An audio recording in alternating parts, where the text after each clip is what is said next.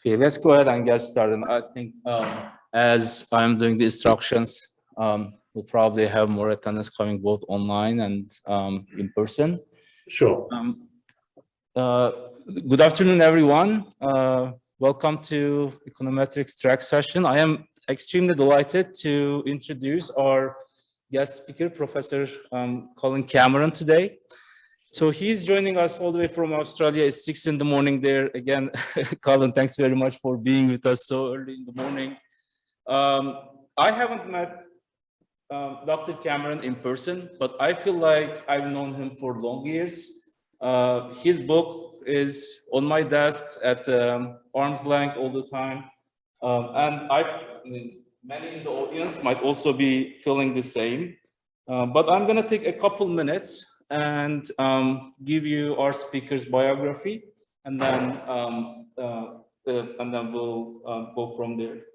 So Colin Cameron was educated at the Australian National University for his undergraduate degree and Stanford University for his graduate degree.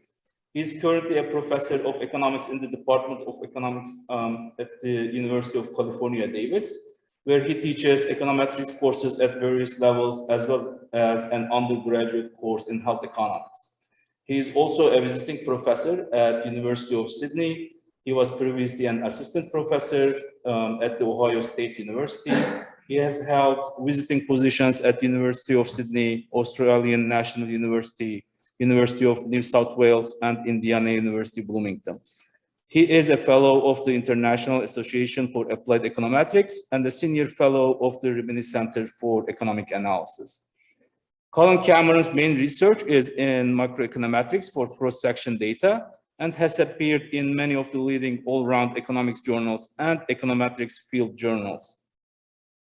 His research on robust statistical inference in regression models with errors that are clustered includes the 2018 Review of Economics and Statistics article entitled Bootstrap-Based Improvements for Inference with Clustered Errors, the 2011 Journal of Business and Statistics article entitled Robust Inference with Multi-Way Clustering, and the 2015 Journal of Human Resources article entitled A Practitioner's Guide to Cluster Robust Inference. Colin Cameron is the co-author with Pravin Trivedi of 3 leading books in microeconometrics. The first book, Microeconometrics Using Stata, is a text presenting advanced microeconometrics methods and their implementation using Stata. The second book, Microeconometrics Methods and Applications, is one of the 2 standard advanced PhD texts in microeconometrics. And the third book, Regression Analysis of Count Data, is one of the only 2 Econometric Society monographs to have a second edition. Colin is also the author of the undergraduate text analysis of economics data and Introduction to Econometrics. His books and research articles have received over 50,000 Google Scholar citations. He has been a keynote speaker at international conferences, has given many short courses on advanced microeconometrics around the world. His personal interests include various outdoor activities in the mountains. With that, again, Colin, thanks very much for being here, and please take it away. Well, thank you very much for organizing this, Martin, and for that nice introduction. So let me begin. So this is joint work with Doug Miller at Cornell, and we're preparing a literature survey. And in a way, this slides are an outline of that survey, which will then be written as a full paper. So they're very lengthy, right? And I'm just going to hit a few of the key points in these 67 slides. I'm not going to obviously go through them all. And most likely, I have to still confirm this with Doug, I'll post these slides and the references on my website. Okay, so what is cluster error correlation? It's a particular departure from IID errors where we have error correlation within a group, but independence across groups. Okay, in the simplest case, one-way clustering. I'll consider more complicated versions. Many, if not most, microeconometric studies now, empirical studies, have clustered errors. So it's not, and the simplest methods are just an obvious extension of why it's heteroscedastic robust. But now we pretty much have to deal with clustered errors in most studies. With heteroscedastic robust, in practice, it doesn't make too much difference on the standard errors, maybe 20 or as much as 20 or 30% either way compared to default. But with clustered errors, it can make an enormous difference. And that's because the correlation, which is positive, means that each piece of data within a cluster, when you add one more observation, it's not adding a purely independent piece of information. And if you act as if it is, then you're going to potentially wildly overestimate how precise you are. Okay, so it's not unusual, for example, to find that if you ignore clustering, you've got standard errors that are 1/3 of the correct standard errors. Okay, the proof of these things is asymptotic, and it's in the number of clusters.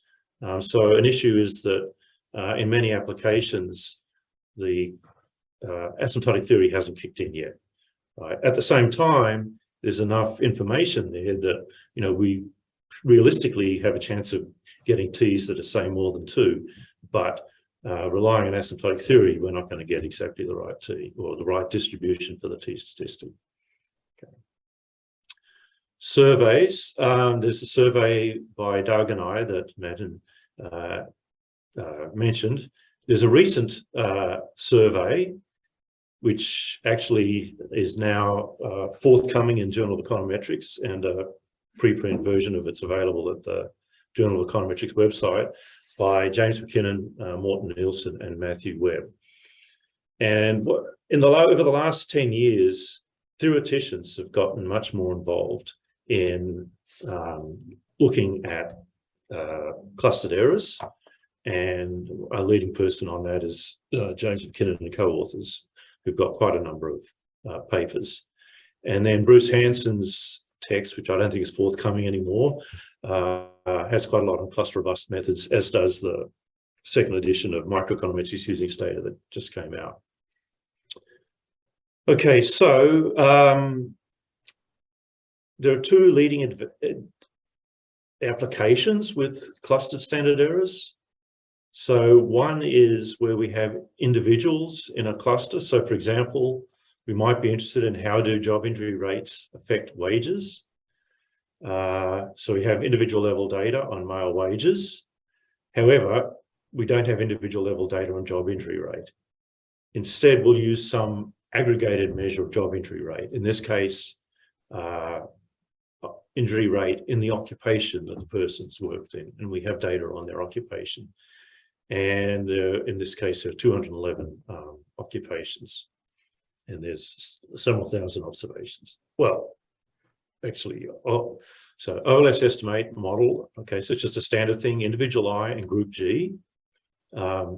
Here we have no fixed effect because, since the occupation injury rate is not varying within occupation, a fixed effect would not be wouldn't be identified anyway. Plus, so we have the industry occupation rate here, the ZG, and then usual sort of controls. Okay, so what we've got is a regressor that is perfectly correlated within occupation. If additionally there is any error correlation within occupation, which is likely to be the case, right? If our model overestimates, say, for one person in an occupation, it's perhaps likely to do that for others in the same occupation.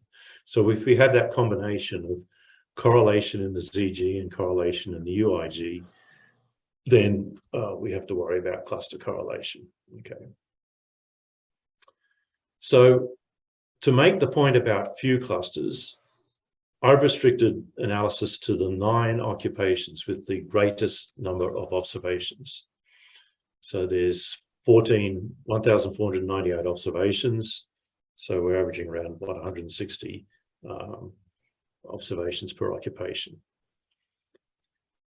So we're running log wage dependent variable on the injury rate in the occupation.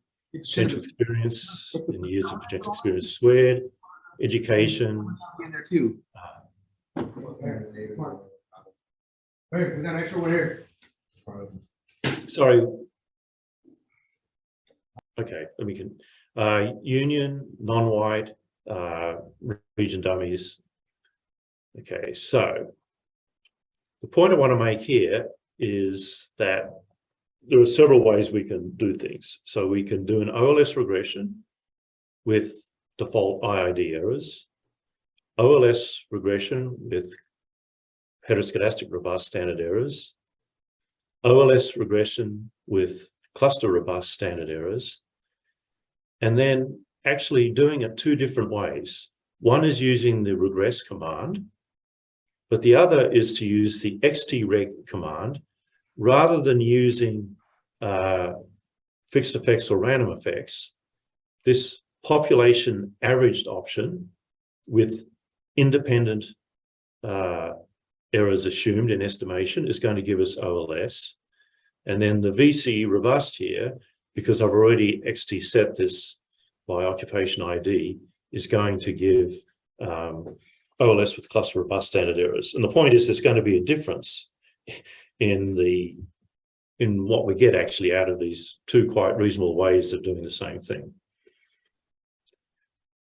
So looking across, focusing on the injury rate by occupation, if I do OLS, the first entry is the regression coefficient, and it's the same across everywhere. Then next we have the standard errors, 0.044, 0.044, they become much larger when we allow for clustering. There's a slight difference between 0.0164 and 0.0163, and that is because of different degrees of freedom correction. If we look at the statistical significance, well, this first one, we've got a T of about 10, right, 0.0448 divided by 0.044. So it's highly statistically significant. Heteroscedastic robust, quite similar. But when we get to the cluster robust, what's strange is that in both cases, still statistically significant at 5%, but one is giving a t-value of 0.026 and the other a p-value of 0.006, and I'll explain that. And the other thing I'll just say is that we have a negative coefficient here, which is surprising, and that was the point of the article that we got the data from. There was that puzzle. Okay, going further down, another thing we see is we look at the F-test. The F-test of overall statistical significance is not given when we do the cluster robust. Okay, right. Okay, so first of all, this large standard error difference, I mean, it's very large. It's 0.044 to 0.0164, 4 times larger standard errors when we allow for cluster robust.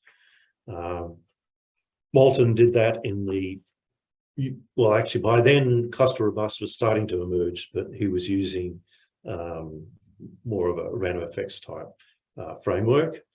And the different p-values arise when there are few clusters, because in the one case, a standard normal is being used when we use the xtreg, PA, and when we use the,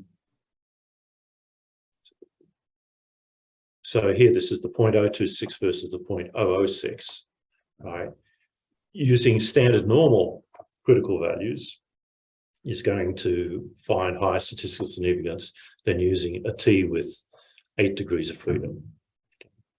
So I just want to, and then finally, the rank efficiency of the overall test is, I'll explain below, but individual T statistics are still okay. You know, the point is, this couldn't be easier. It's OLS with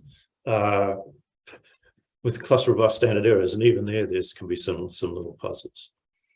Okay, the second setting is difference in differences with state year panel. And this is an article by Bertrand, Duflo, and Mullainathan. We're interested in how a policy indicator variable, such as, say, a minimum wage law, what its impact is, and we have data over time with progressively more and more states, say, bringing in a minimum wage law.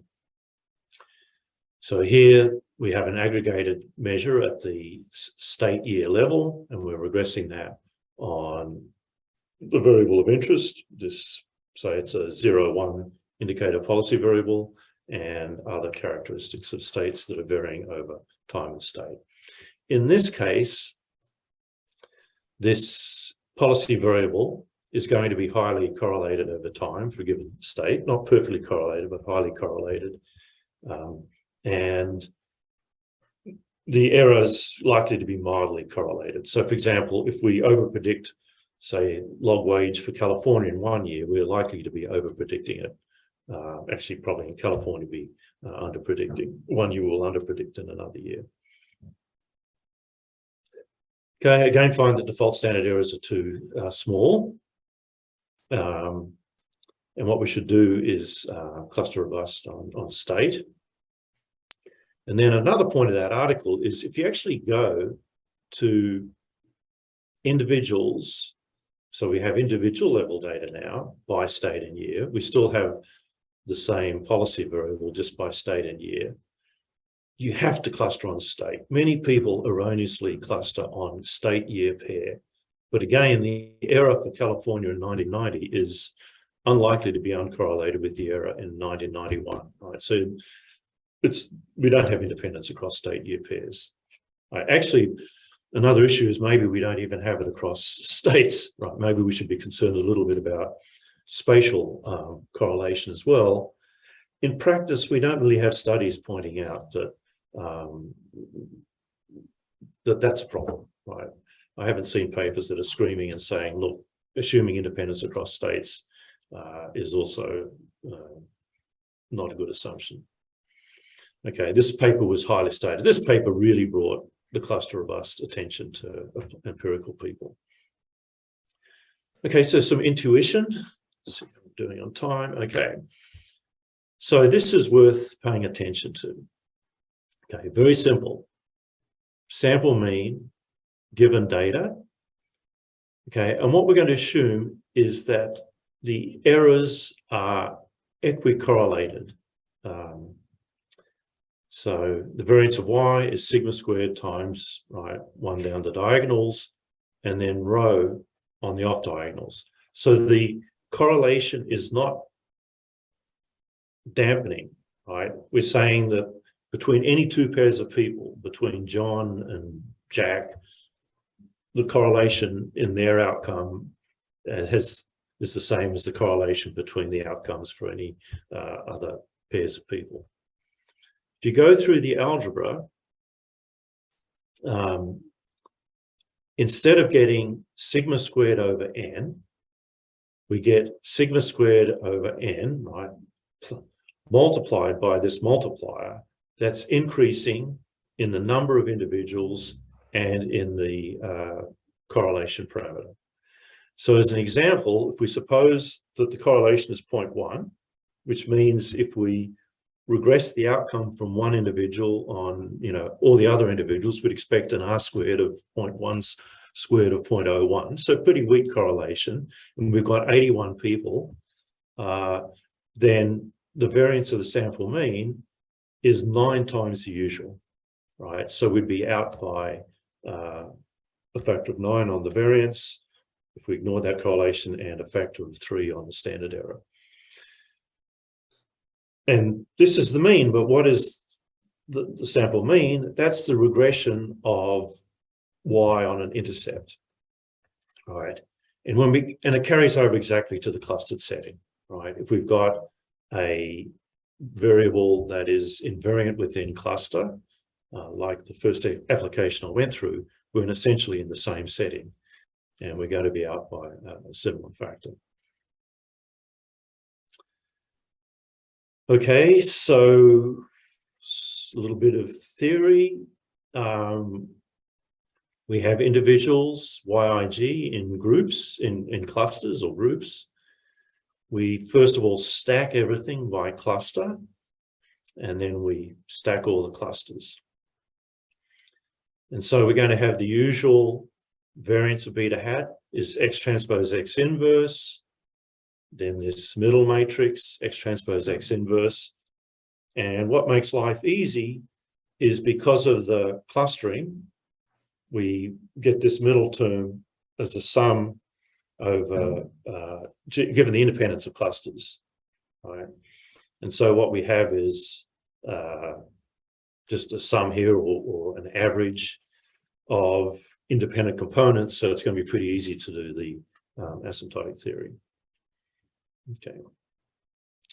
And as in the white case, for heteroscedastic robust, essentially we just replace errors by residuals, right? However, that's physically what we do, but that's not what we're doing in theory. In theory, the reason it works is that we're actually estimating this K by K matrix in the middle, right, by where K is the total number of regressors by this here, right?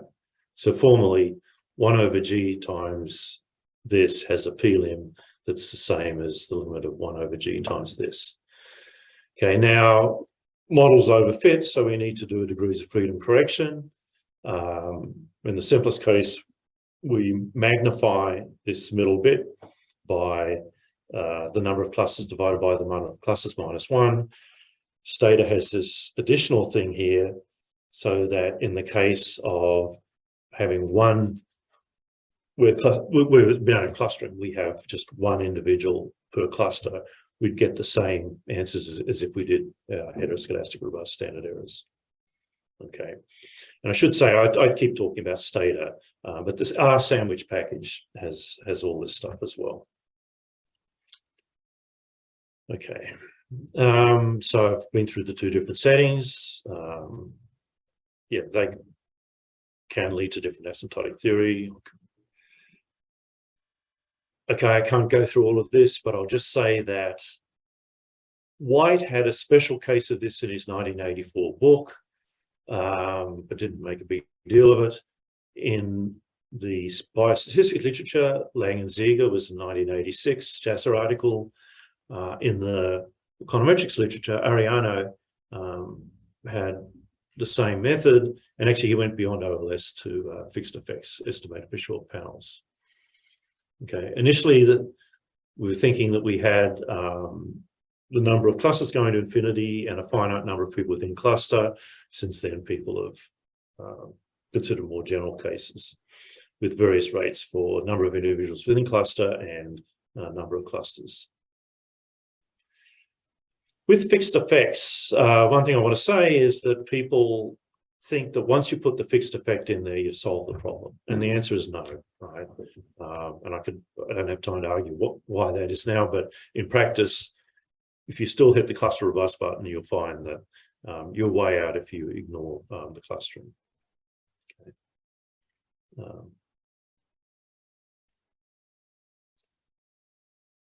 Okay, confidence intervals and hypothesis tests. So we focus on the usual Wald statistic. With heteroscedastic data, the same problems arise, but with heteroscedastic data, you wouldn't normally be working with, say, only 20 or 30 observations where the asymptotic theory hasn't kicked in, because with 20 or 30 observations in most applications, you're going to find statistical insignificance anyway. There's just not enough data.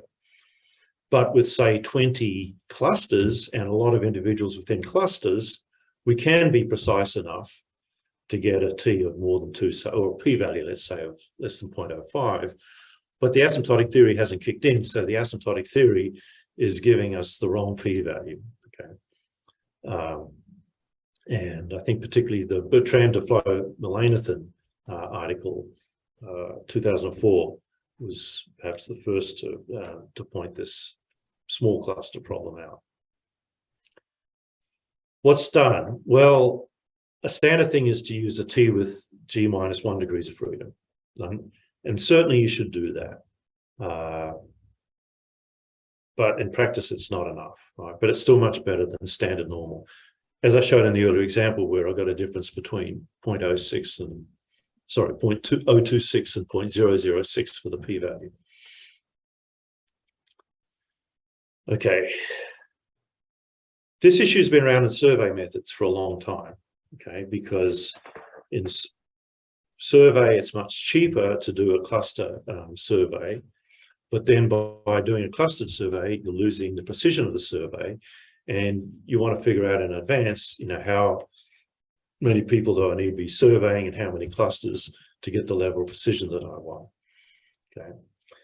And so, they have clustering, but in addition, they have stratifying and weighting. And what we do in econometrics is we basically typically ignore that. Is that a problem? I don't think so, right? So first of all, the survey people would cluster on primary sampling unit or higher. Essentially, that's what we do when we do the cluster robust. It might be cluster on state, say. Ignore stratification.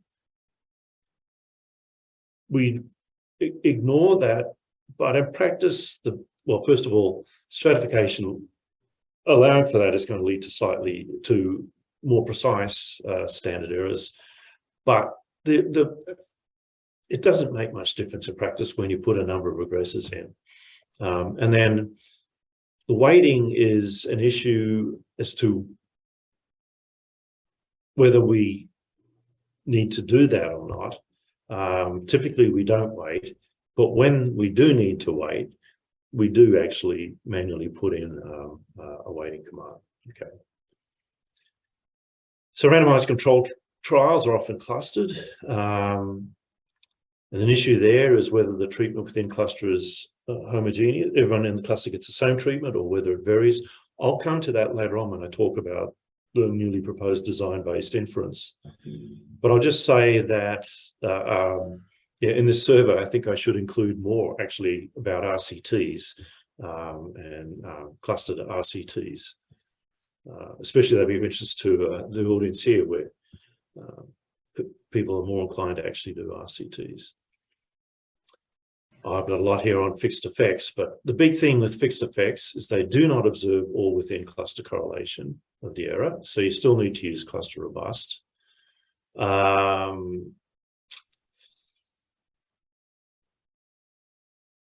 say one thing is that once you have cluster robust and you hit a cluster robust button, whenever you do a Houseman test, you cannot use the default version of the Houseman test, because the default version of a Houseman test assumes, right, that not assume, but it uses a simplification that the variance of the difference between two estimators is the difference in the variance of the two estimators. That simplification relies on assuming that one of the estimators is fully efficient. But as soon as you hit a robust button, you're saying my estimator is not fully efficient. If it was fully efficient, I wouldn't need to hit the robust button. So you always need to do a modified Houseman test. For example, in the fixed effects case, if you wanted to do a fixed effects versus random effects. Okay, how am I doing on time? All right. I'm just going to go through just the headings here.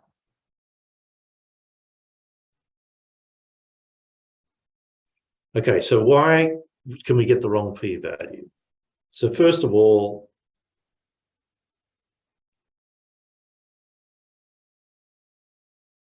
right, many cluster bias. Well, actually, basically here, this is solved in theory by doing the usual cluster robust correction. Few clusters. Okay. Yes, with few clusters, there's bias. There are various corrections. HC2 and H3C3 are alternative ways of getting the standard errors. The problem with those is that in some settings, one is better, in other settings, the other is better. So there's no universal way to go about things. And then this problem seems to be worse when clusters are unbalanced, either in size or essentially where this cross-product matrix for the within cluster is varying a lot across clusters. Okay, so for a while there's a rule of thumb that maybe less than 30 clusters would be start to be a problem, but it can be a problem with more clusters than that. And then nowadays people, again, I've only got 50 minutes to talk, so I'm just pointing out, issues. So cluster leverage and influence measures. So this measure's been around for a long time in the independent data case. We didn't have to really pay attention to them very much because, with large samples of individuals, a few influential observations weren't going to make much difference. But with 20 or 30 clusters, 1 or 2 influential clusters can make a big difference. Okay, and James and co-authors have a status sum class command to gauge cluster leverage and influence. Okay, and Young has a paper that emphasizes the problem that leverage can cause. Okay, noise and standard error, that's going to lead to something different from, say, a T with G minus 1 degrees of freedom. There's some work on, for example, generalizing Satterthwaite, but that requires a particular assumption about the correlation structure. Okay, I'm going to go through this. If we assume that we have normally distributed equicorrelated errors, then we can get precise estimates. Nieselman has a 2021 paper. This is job market paper. Okay, so this is what I want to go through because this is a pretty standard adjustment when there are a few clusters. And that's a cluster bootstrap with asymptotic refinement. Okay, now there's more than one bootstrap, right? There are different ways of resampling, and there are different ways to then use these for inference. Okay, and then in most applications of the bootstrap, people are just using it to get the standard error. Right? Once they've got the standard error, they feel comfortable using standard normal critical values. Okay. In the current setting, we're feeling actually no, that's not good enough, right? That we want to use, well, at least TG minus 1, but that's not good enough. So there, what we would do is a variation, which is a bootstrap with an asymptotic refinement. Okay. And again, there are several ways to do a bootstrap with asymptotic refinement, but a fairly general procedure is instead of bootstrapping the estimated coefficients, we bootstrap the t statistic. Okay, so we bootstrap the estimate minus actually, well, I'll go through it. Okay. And then the most obvious thing to do is to jointly, right, it's a cluster setting, we're going to resample the clusters with replacement and resample both the Y and the X.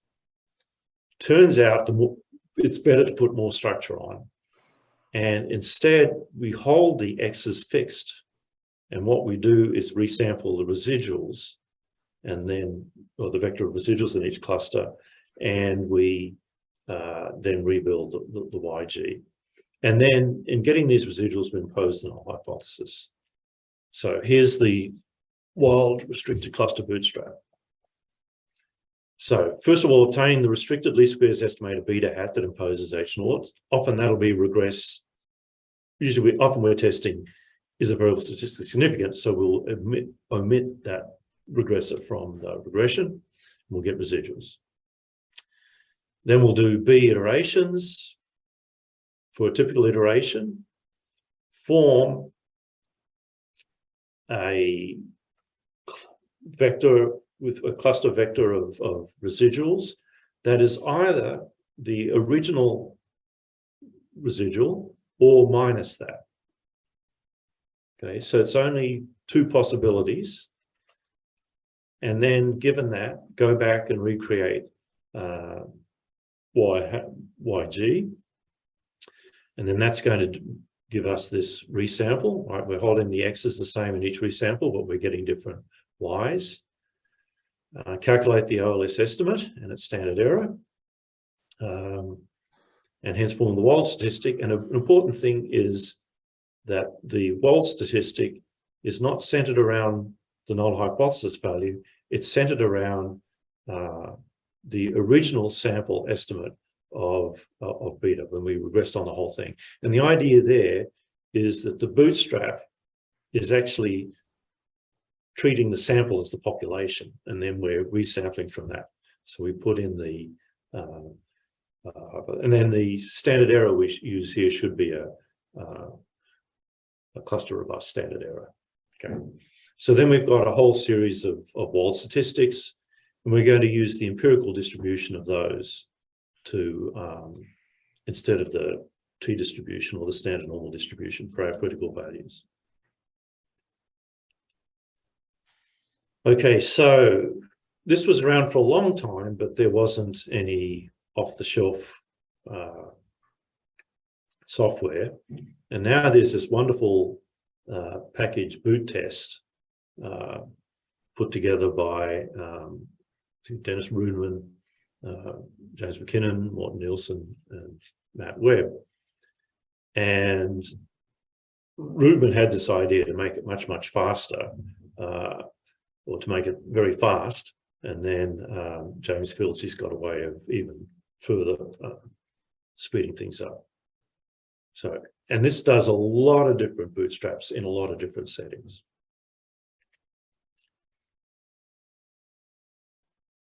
Okay, I'm just going to keep going. How much time do I have? Yes.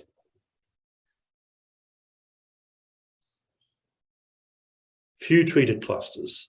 Okay, so this could either be because we just don't have a lot of clusters, or it could be where we have one or two clusters that were treated and so many clusters that weren't. A variety of methods have been proposed. I don't think at this stage there's any preferred method, and this will take a long time to go through, so I'm just going to skip it. One direction that people are taking is to use randomization inference, and I'll just say that. Okay, this is something I wanted to talk about.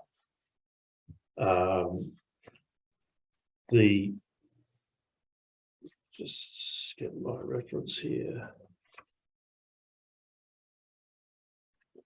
So Abadi, Athey, Imbens, and Wooldridge had a 2016 or 2017 working paper that says, when should you adjust standard errors for clustering? And this paper suggested that by using the usual cluster robust, we could be really shooting ourselves in the foot and be doing things really, well, reporting standard errors that are much larger than they really are. Okay. And there's now a new version of that paper that came out a few months ago that is much more complete. And so I'll go through what the ideas are. So what is design-based inference? We have an outcome Y that depends on a treatment variable that I'm using some notation from their articles, U. Other variables that in this framework are called attributes rather than controls, because they're variables that aren't necessarily needed to put in as controls. So for example, if we had a randomized, an RCT, we wouldn't necessarily even need to put any additional variables in there. So we'll call those additional variables that, for example, could lead to increased precision. We'll call them attributes rather than controls. and then epsilon is the error. So in principle, randomness could come from the treatment assignment, could come from the other variables in there, could come from the error, and also could come from the sampling scheme, from the population. Traditionally, what we do is say that the randomness is due to model errors, right, called a model-based approach, or randomness is due to selection of the sample from the population. Okay, and then a lot of the times we might ignore the second one because with individual level data, we have, we're actually only sampling a small part of the population, so we can ignore the sampling. However, this is a problem if the sample is the population, and particularly in a cluster robust setting, we're often saying, we're using states as our clusters. Well, that's the entire population. Okay.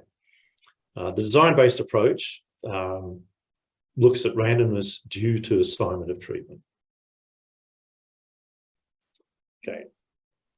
This originated with Neyman in a 1923 article, and there's an English translation of that in Statistical Science in 1990. And that article actually had two innovations. One was he actually had the potential outcomes framework, though he didn't call it that. And then he had the design-based inference.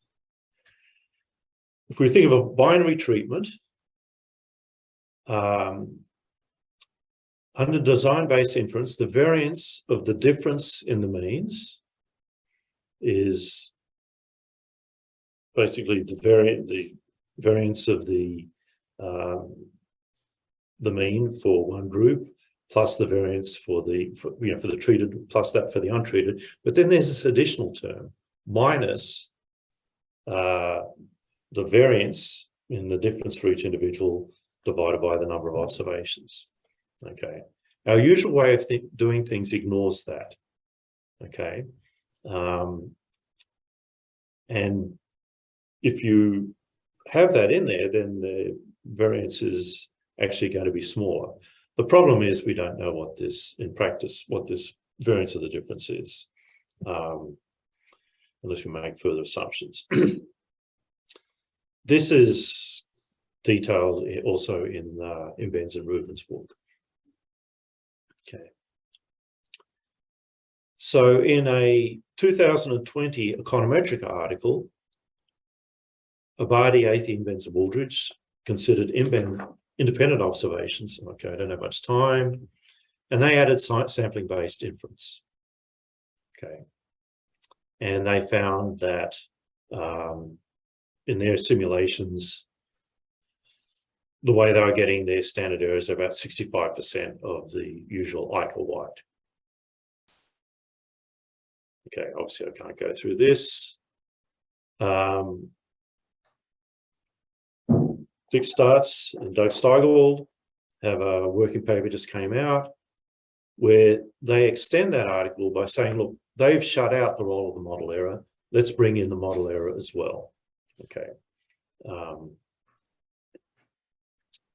Okay, and I missed this. Then this working paper that I mentioned, when should you adjust standard errors for clustering? They look at the difference in means. In their case, they find that it can greatly overestimate the variance. Right? In their simulations, they have an extreme, well, just a large number of, they have like 50,000 observations per cluster on average, and they find enormous difference in the standard errors. Okay. What's going on is that they're shutting off the model error, right? They're saying there's no role for the epsilon. And that's really a judgment issue. And another issue is that the way they do things is that, okay, so I should say a few things. When does it make a difference? I can greatly overestimate. So I think this is important. We're still okay if we have only a few clusters in the population that are sampled, doing things the normal way. We're still okay if treatment effects are constant.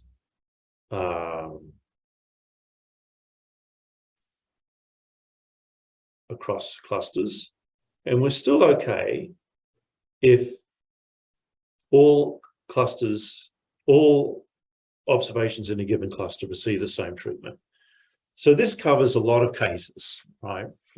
But if we have heterogeneous effects and we're applying our treatment is varying within each cluster, so different individuals within each cluster are getting different levels of treatment, then we need to consider this design-based approach. But even there, it becomes this issue of, is there a role for a model error? So, this is great stuff, but I think it's still early days as to know if you're in a setting where it might be applicable, do we need to use it or not? Okay, and I expect a lot more to be done building on this.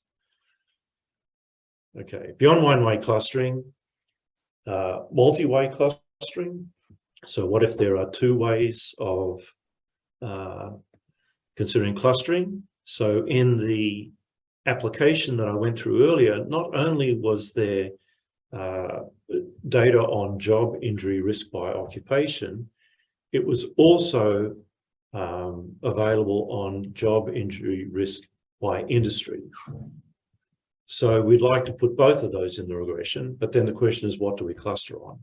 And it turns out there is a way, it's pretty straightforward to do multi-way clustering, and at least two-way clustering is available in some Stata add-ons, such as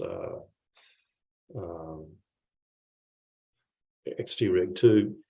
Okay, so let me blah, blah, blah. So what you do is you get a variance matrix where you cluster on one, cluster in the other dimension, and then cluster on the intersection of the two. Subtracting that term can lead to problems with variance matrix not being positive semi-definite. In a lot of applications, this is going to be pretty small, so you don't hurt yourself very much just by ignoring that third term.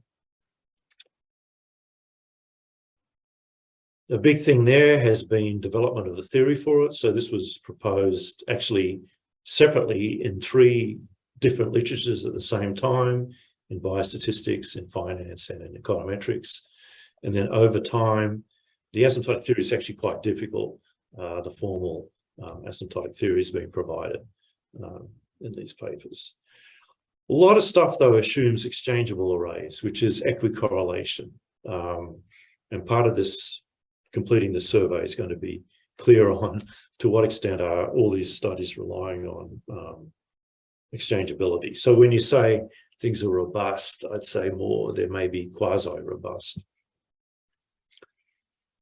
Okay, I'm going to keep going.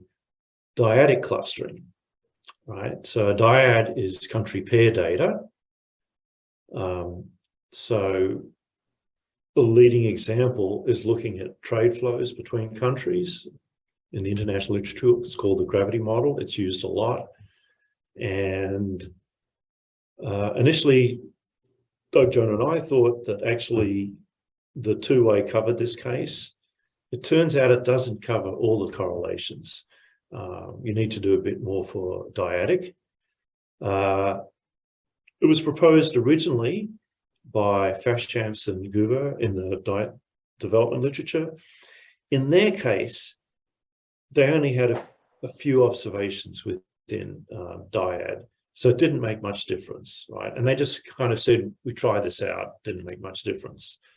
Doug and I applied this in a working paper to the international trade data and found that it really did make a big difference.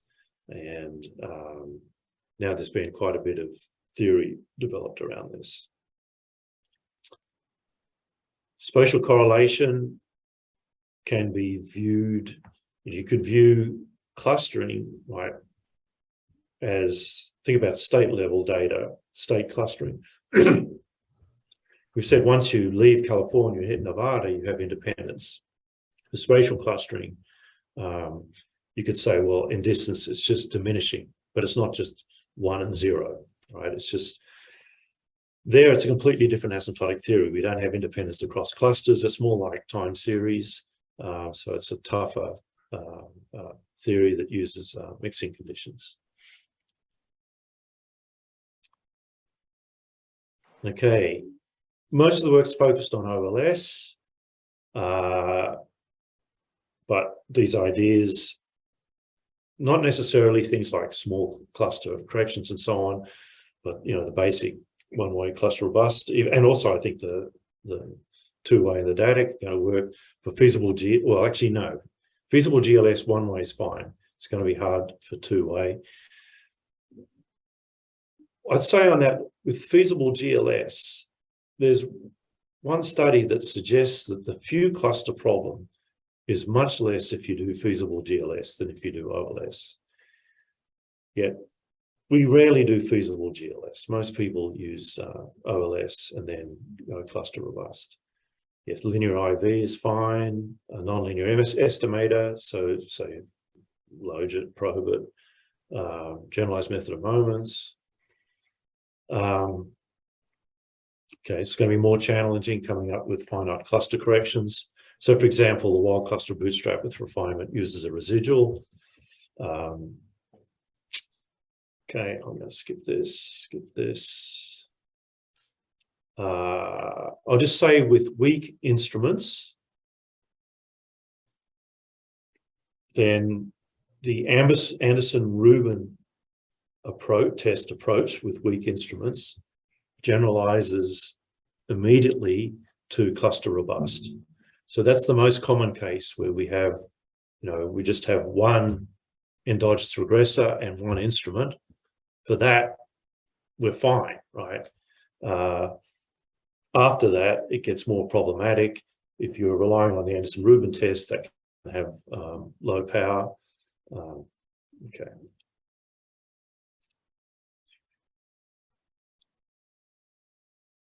Okay, so finally, I'm just out of time. So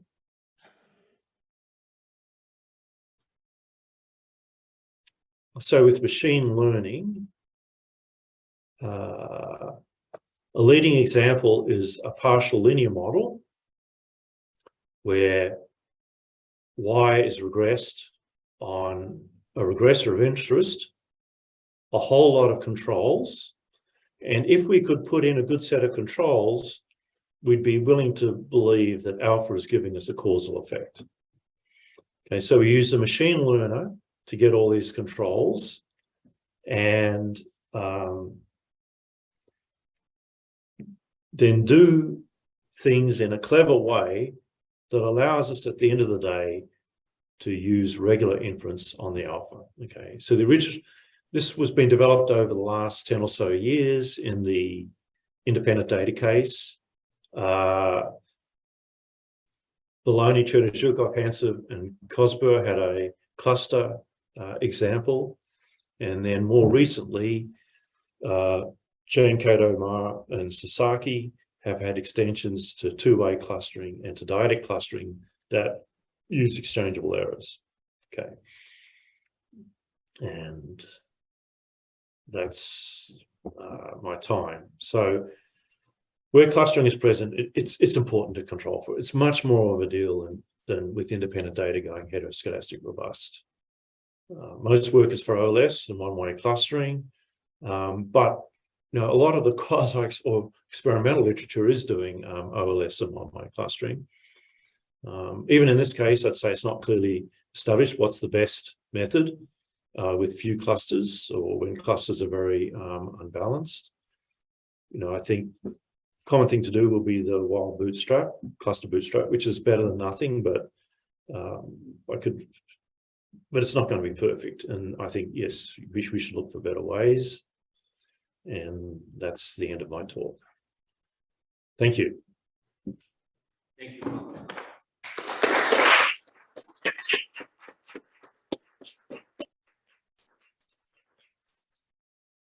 Very good. So we can open up for questions.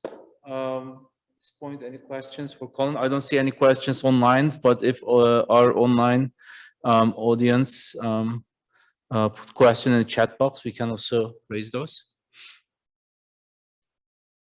Perhaps, I mean, I'll start off, Colin, like one of the questions that comes to my way like, very often about clustering is that I work with panel data sets quite often, and so does my students.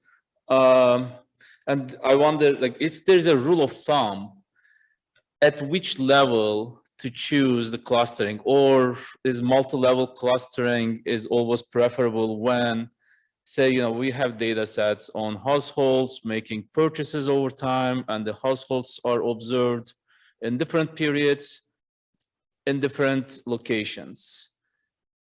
How do we address, like, where do we cluster? Do we cluster at the household level, at the Yes. at the Okay, market so level? yeah. Yeah, go ahead, please. So okay, so here's first of all, it's not always clear where to cluster. Okay, number one. Number two, the conservative thing to do is to cluster at more and more aggregate levels. Okay, if in doubt, if you're not sure whether to cluster on household or state, cluster on state. Okay. The complication is that you can then be put into the few cluster problem, right? I had lots of people, lots of households, so there's no problem there, but by the time I go to state, there's a problem. And, there is an issue even for the US with, 50 states, but a lot of countries only have, 10 states or provinces, right? So, okay, so the way I think about it is, and I didn't put it in this set of slides, what matters is, if we think of beta hat equals X transpose X inverse, X transpose Y equals beta plus X transpose X inverse, X transpose U, right? It's the cross product of the regresses with the residuals or errors that matters. And if there's correlation there, then we need to cluster. And you just keep going up to where I think that would be whether that would be an issue or not. So, coming back to your question, if we had regresses that I was interested in, that regressor was varying across household, right? Then I would cluster on household. If it was actually not varying across households, unless they're in different states, so every household in the same state had the same thing, then I would cluster on state. Okay, but coming back to your initial point, there is some thought required as to what level to cluster at. The other thing you can do is you can just do it, right? And if you find there's a big difference in the standard errors when you cluster at a broader level, then that's suggesting that you need to cluster at a broader level. I think now some people are developing tests as to what level to cluster at.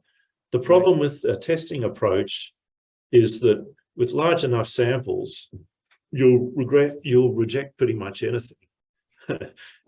And you could find that even though it doesn't make much difference when you cluster at a higher level, the test is saying that the P is less than 0.05, and you do need to cluster at that higher level. Thank you. That's very helpful. Other thoughts, comments, questions? Go ahead.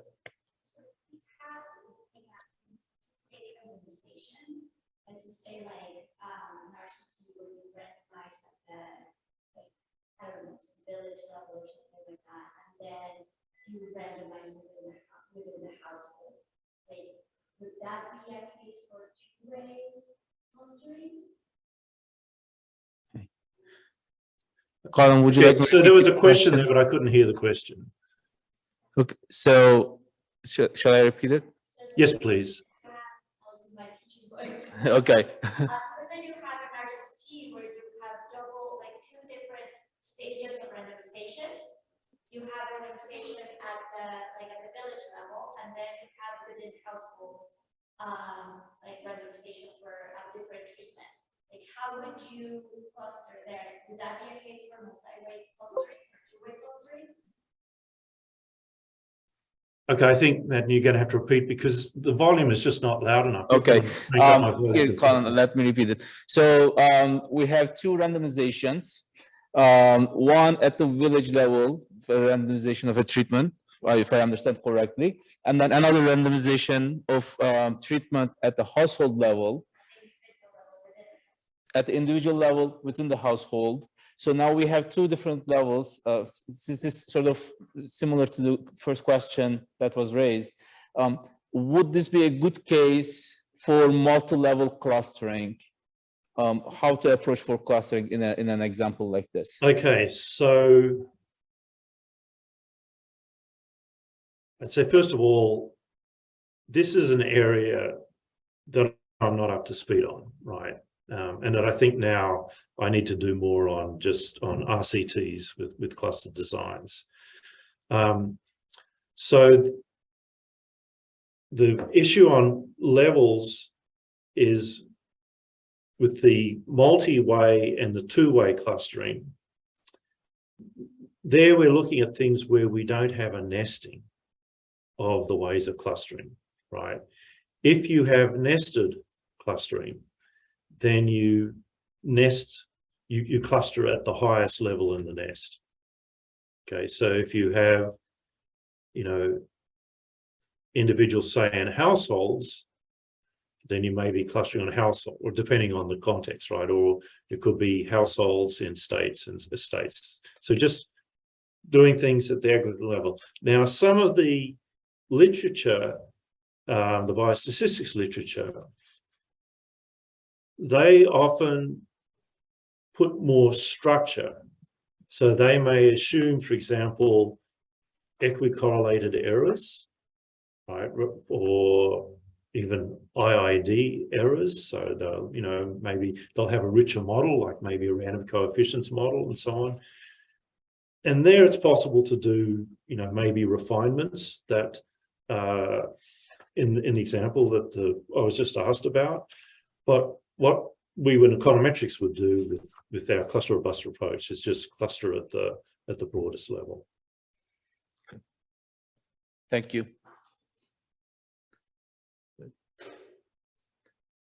Other thoughts, questions? I have one last question. Would it be possible, Colin, to make your slides available? Yes, I think so. I asked my co-author yesterday, I said, would that be okay? And I just haven't heard back from him, right? But I think for sure.